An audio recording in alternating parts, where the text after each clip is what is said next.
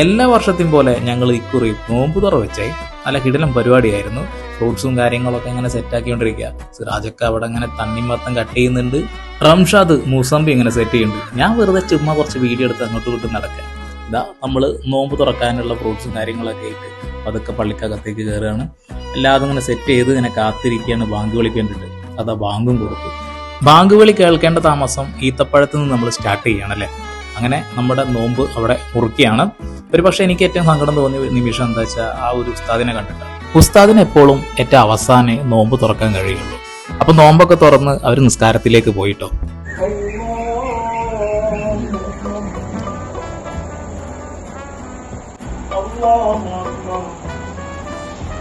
ഞങ്ങൾ ചപ്പാത്തിയും പത്തിരിയും ചിക്കൻ കറിയാണ് ഇതിന് കരുതിയിട്ടുണ്ടായിരുന്നത്. എന്തായാലും പരിപാടി റാഹത്തായിരുന്നു, നല്ല അടിപൊളിയായിരുന്നു. ഇനിയും ഒരു നോമ്പ് കാലത്ത് ഇങ്ങനെ ഒരുമിച്ചിരിക്കാം.